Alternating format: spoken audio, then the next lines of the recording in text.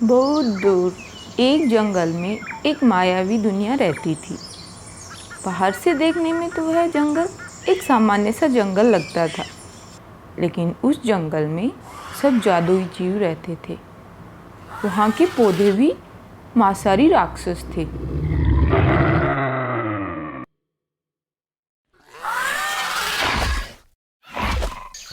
उन पौधों के आसपास जैसे ही कोई छोटा जीव आता तो पौधे उन्हें खा जाते। पूरे जंगल में ऐसे ही पौधे थे। उस जंगल के बीचों बीच एक नदी बहती थी। उस नदी में जलपरियों का निवास था। जलपरियाँ सारे दिन पानी में मस्ती करती रहती और पानी में तैरती रहती। जलपरियाँ कभी कभी नदी के किनारे आकर उन पत्थरों पर बैठ जाया करती थी जो नदी के किनारे पर रखे थे, और वहाँ बैठकर ढेर सारी बातें करती और मस्ती करती। उसी नदी के दूसरे किनारे पर चुड़ैलें रहती थी। जो चुड़ैलें बहुत ही बदसूरत और झगड़ालू किस्म की थी। उन चुड़ैलों में किसी चुड़ैल के तो केवल सिर था लेकिन धड़ नहीं थी, और तो किसी चुड़ैल के बड़े बड़े नुकीले दांत थे, और कुछ चुड़ैलें तो आसमान में उड़ सकती थी।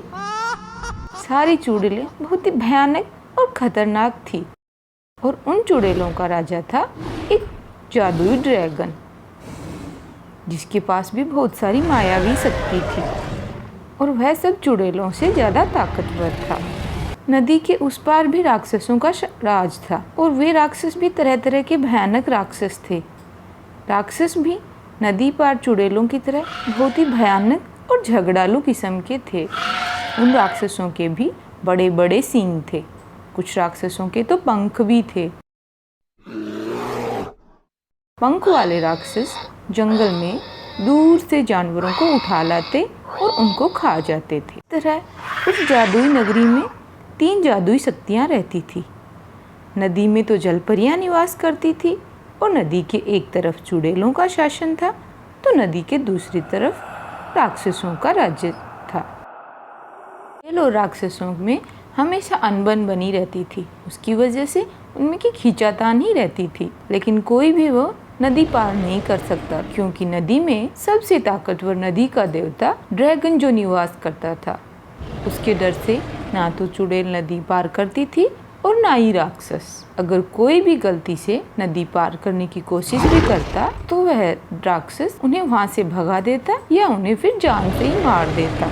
परियां बहुत ही खुशमिजाज और विनम्र स्वभाव की थी। वे कभी भी किसी से नहीं लड़ती थी, इसलिए नदी का देवता उन्हें कभी कुछ नहीं कहता था, और चुड़ैलों और राक्षसों से उनकी हमेशा सुरक्षा करता था। इस प्रकार दिन निकलते गए और नदी का देवता धीरे धीरे बूढ़ा होने लगा और उसकी शक्तियाँ कमजोर होने लग गई। चुड़ैल और राक्षसों को इस बात का पता चल गया कि नदी का देवता अब बूढ़ा हो रहा है, तो उसकी शक्तियाँ कमजोर हो रही हैं।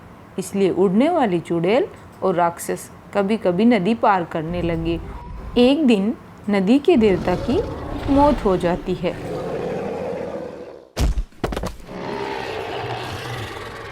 और अब राक्षसों और चुड़ैलों को नदी पार करने से कोई रोकने वाला नहीं था।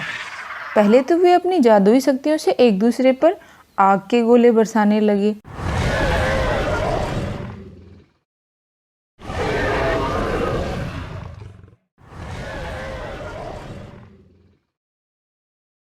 लेकिन फिर युद्ध पर उतारू हो गए।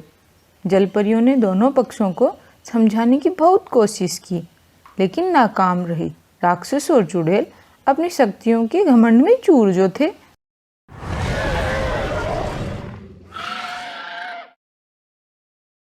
दोनों पक्ष अपनी जादुई शक्तियों का उपयोग करने लगे, और धीरे धीरे चुड़ैल और राक्षस मरने लगे। कोई भी जीतता हुआ नहीं दिख रहा था, लेकिन दोनों पक्षों के लोग मरने लगे। अंत में सारी चुड़ैल और सारे राक्षस मारे गए। उन्हें अपने घमंड के कारण और आपसी नफरत के कारण अपनी जान गंवानी पड़ी। अब तो केवल जलपरियां ही बची थी नदी में। वे तो बड़ी खुशी से वहाँ रहने लगी।